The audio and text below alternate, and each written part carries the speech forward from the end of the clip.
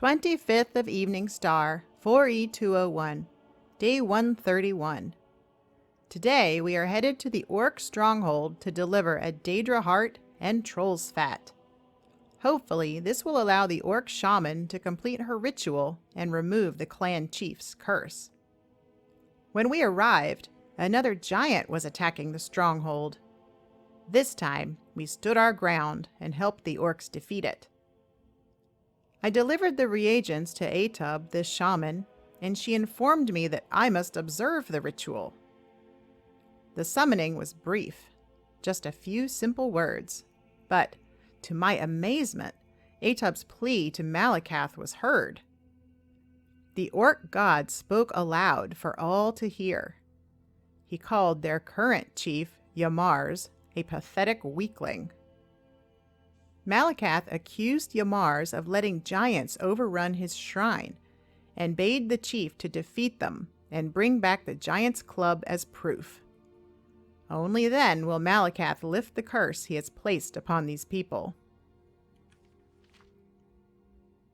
Yamars did not seem a very worthy leader to me, and he certainly was not a brave one.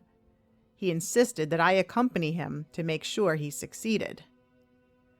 So we turned east and made for Fallowstone Cave. We were to meet Yamars there and clear the path to the shrine. Along the way, we met up with a Khajiit caravan just outside Riften.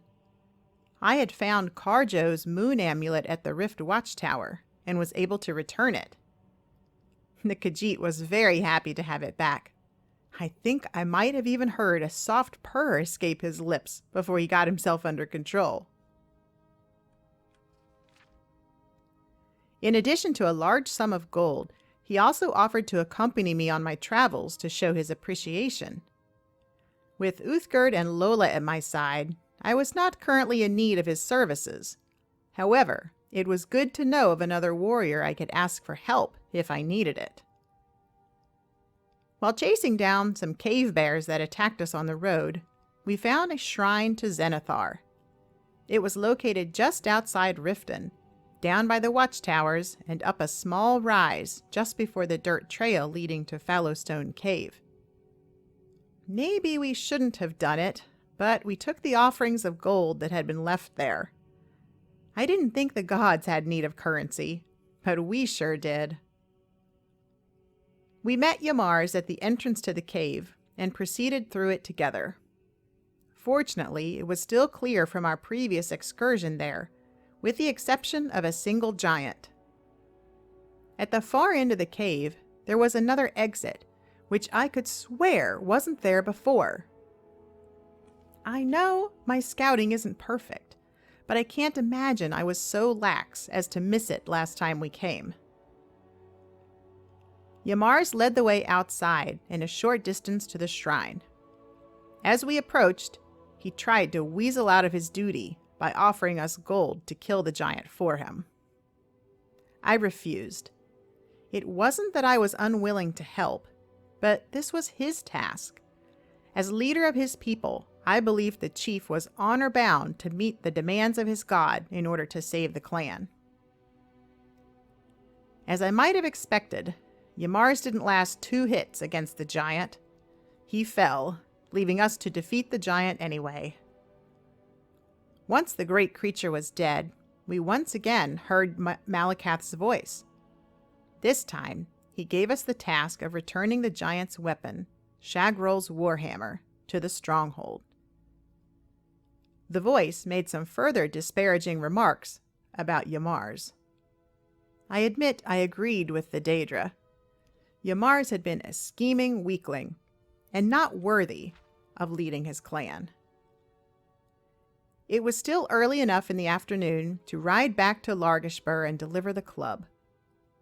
I was sorry I'd have to break the news to them that their chieftain was dead, although I wondered if they would actually be upset about the event.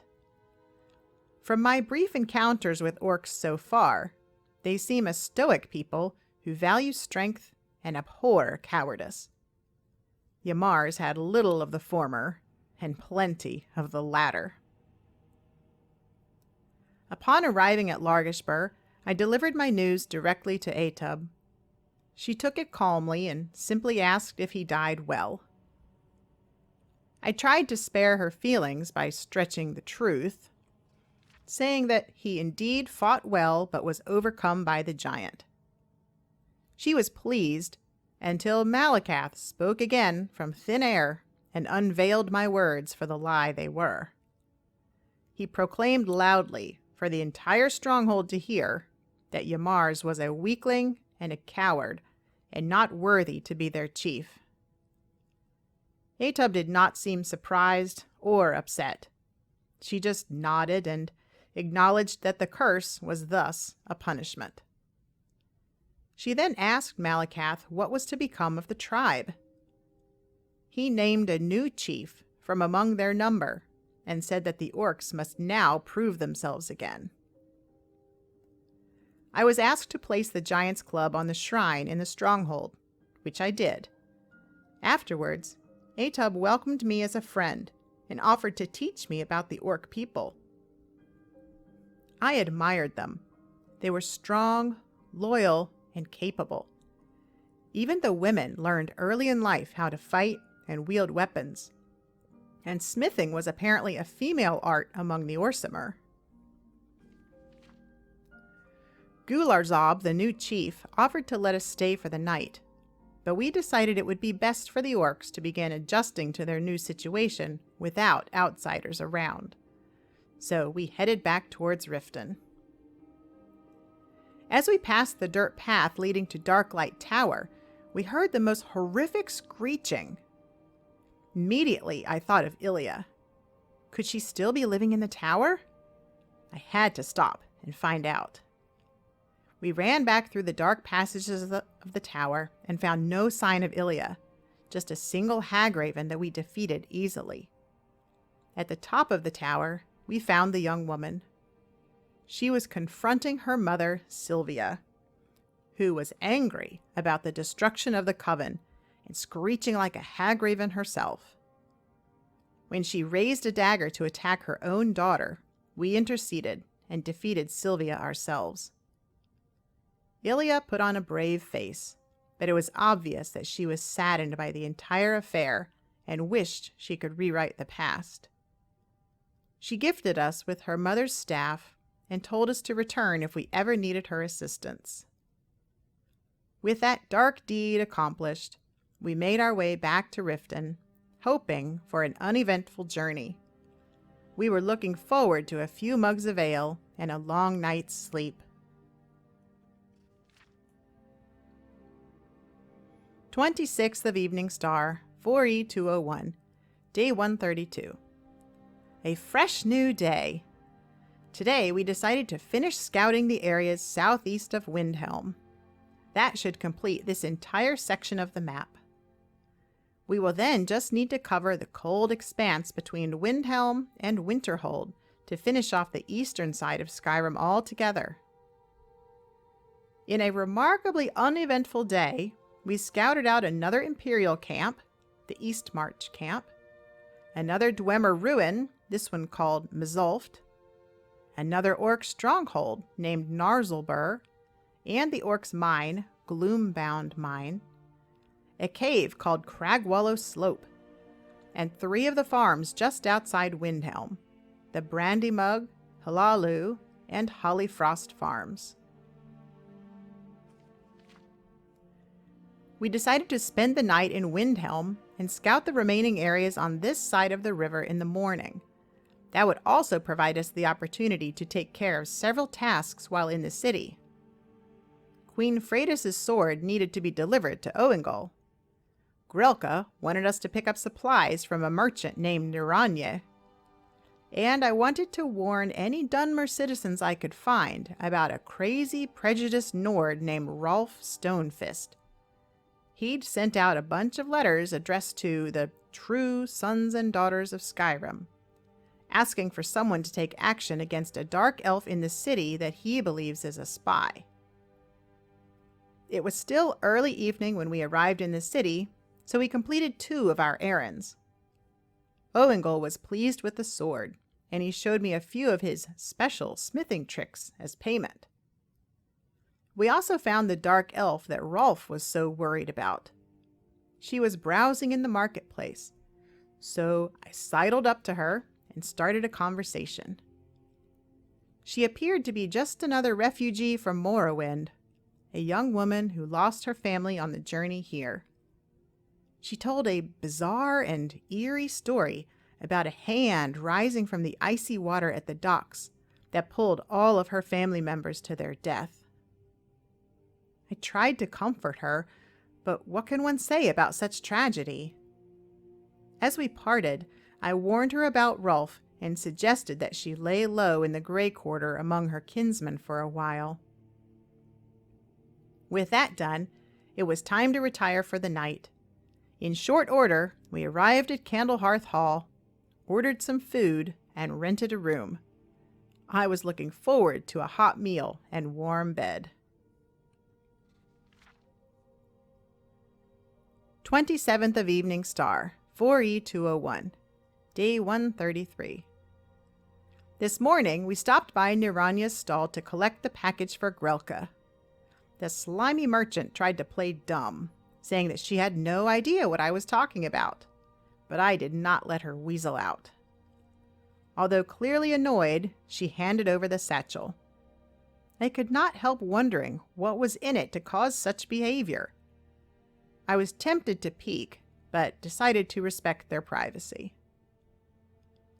Our tasks accomplished, we left the city, riding northeast past the farms. We followed a trail through the snow to a ramshackle house, the Trader's Post, which turned out to be inhabited by bandits. After cleaning house, we looted a chest and found another treasure map. This one showed a picture of what appeared to be a fortress of some kind, with mountains in the background. A curved path was shown leading up to the door of the fortress. A campfire was depicted to the left of the path, and a rock overhang drawn to the right. There was something resembling a hangman's noose hanging from the edge of the overhang. Below that was the X marking the location of the treasure. The picture did not look at all familiar, so I could only assume we had not yet discovered that particular fortress. I resolved to keep an eye out for anything resembling the drawing. Finding hidden treasure was always exciting. Just up the road from the bandit house was a ruined tower called Refugee's Rest. Along the roadside, a monument was erected next to the tower that read, "We, the Jarls of Skyrim, hereby decree this site as monument to the struggle of those who fled their native home of Morrowind." From what I'd seen of Windhelm, I would have bet all that I possessed that Ulfric Stormcloak wasn't one of the Jarls who signed that decree. We followed a path leading away from the road and up one of the mountains to a place called the Cesellum of Boethiah. It was home to a group of cultists, worshippers of the Daedric Prince. The cultists were fighting each other and spouting violent rhetoric. At the top of the hill was a large statue surrounded by burned corpses and bloody carnage. It was horrifying. I turned to head back down the mountains as quickly as I could, but I was not quick enough. The sights and smells made me lose most of my breakfast in the snow. A blizzard kicked up as we were heading back down the hillside. The snow was blinding, and the wind sliced right through all my fur apparel. It was too dangerous to continue, so we sheltered at the Trader's Post, where a fire was still burning in the hearth. The house was so deteriorated that it did not provide much shelter, but it was better than nothing.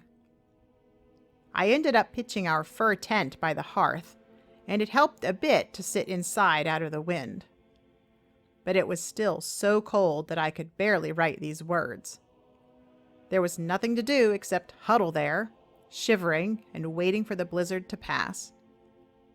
Although it was hard to concentrate, I took the opportunity to study another spell tome I had in my bags. Ironically, it was a spell to create an ice storm.